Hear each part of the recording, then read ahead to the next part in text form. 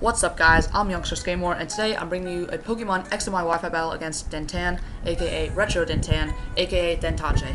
Now, Dentan's a really cool guy. He's one of my favorite streamers. He was actually one of my main motivations of getting into streaming, so you should definitely go check him out. I'll leave his Twitch down below in the description. I'll also leave his YouTube in the description, but on his YouTube he mostly posts highlights from his Twitch, so definitely go check out his Twitch. That's where all the fun times happen. Anyway, that's enough about Dentan. He's a cool guy, though. I'm looking at the team preview. You guys may notice he has Lucario. That is actually a Mega Lucario, but I can explain this. This is actually a pre-Pokebank battle. So, this battle was actually back when Mega Lucario was allowed. Now, there might be some differences in our teams. For example, my Gardevoir doesn't have Hyper Voice. It has Moonblast because Gardevoir cannot learn Hyper Voice without Pokebank. So, this was a battle that happened like way last winter. So, Pokebank was not released yet. I guess our teams are limited in that way, but without further ado, let's get into the battle.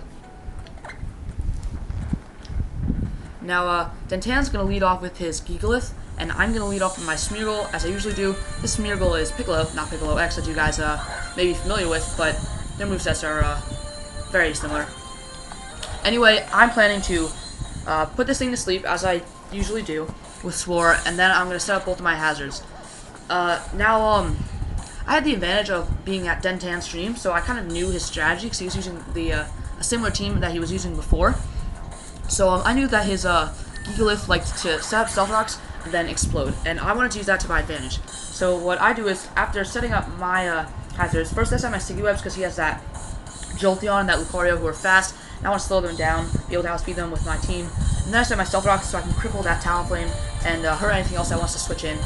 So next I switch into my Mew, in case somehow this thing still stays asleep, so that I can attack it, but that probably won't happen. It's just that there's no use sitting in with my Smeargle useless. So, he wakes up and goes to the Stealth Rock.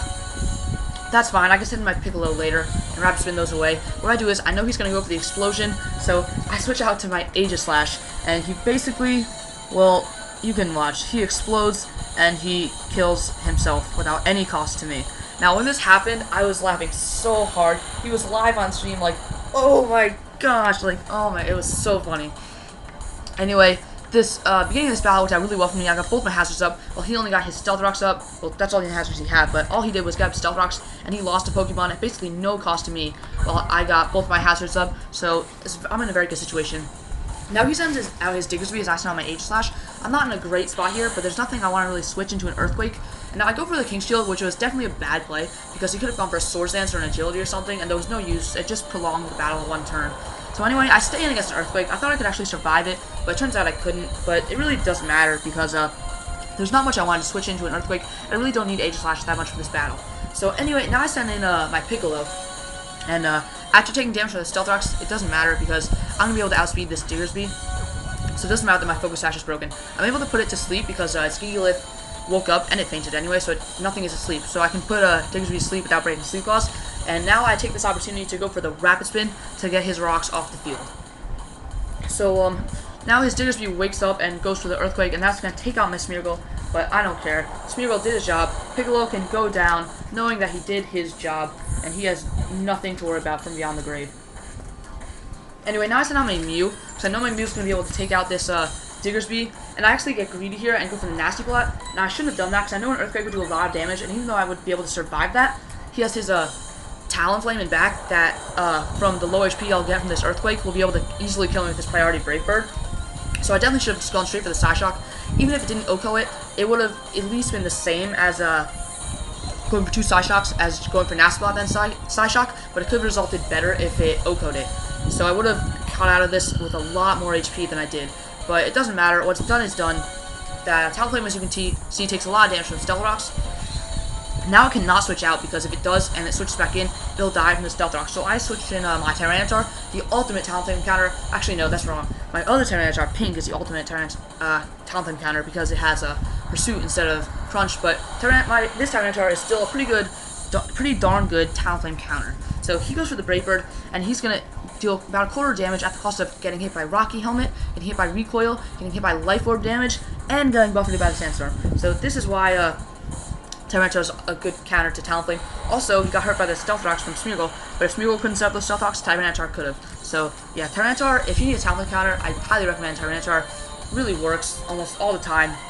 There's not much a Talonflame can do to Tyranitar unless it runs U-turn or Steel Wings, but even those moves won't do that much damage. Anyway, I use Crunch. It fails because that Talonflame went down to the Rocky Helmet damage. And if that couldn't do the job, Recoil, Life Orb, Crunch, or Sandstorm could have. So, yeah, none of that matters. I go for the Crunch on the Swampert because there's something I want to switch into it. And Tyranitar did his job. There's not much left on his team I need my Tyranitar for. All he has is Swampert, Lucario, and Jolteon. So I just go for the Crunch, deal about 55% of that Swampert's damage, and Tyranitar goes down also, knowing that he's done his job. Now, Leftovers Recovery brings Swampert back to a little bit over half HP. Now I send in my Gardevoir. And Gardevoir, I know, will be able to outspeed the rest of his team because of the Sticky Webs once it's Mega, so I take this opportunity to Mega Evolve, as there's no reason not to, and I go for the Moonblast. Now, remember, this is a pre-Pokebank battle, so Gardevoir has Moonblast instead of a Hyper Voice, because it couldn't learn Hyper Voice yet, and this is why you should always run Hyper Voice on your Gardevoir instead of Moonblast. Now that you're no longer restricted by the lack of Pokebank. Anyway, my Gardevoir goes down to 24 HP from that Earthquake, and Sandstorm brings it all the way down to 15 HP. That Swampert is obviously going to go down to this next Moonblast, being on such low HP. But it did a large amount of damage to my Gardevoir. But honestly, that really doesn't matter. All he has left is his Lucario and his Jolteon. Well, I still have my Gardevoir, my Mew, and my Azumarill. So anyway, he sends out his Jolteon.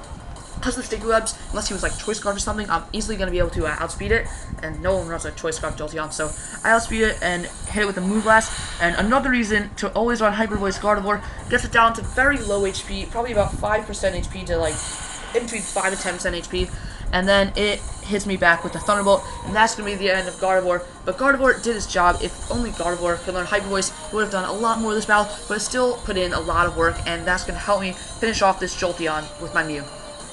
And so yeah, I go for the Psyshock, easily take out the Jolteon. The crit definitely mattered. I won because of hacks. If I didn't crit, that Jolteon would have swept my whole team. I'm just kidding, if you couldn't tell by the sarcasm. Mew loses some of its HP, and Mew's only going to be able to do one more attack without before dying to the Life Orb. But this is actually Dentan's last Pokemon, and Lucario carries Bullet Punch, so assuming it's a physical Lucario, which it ends up being.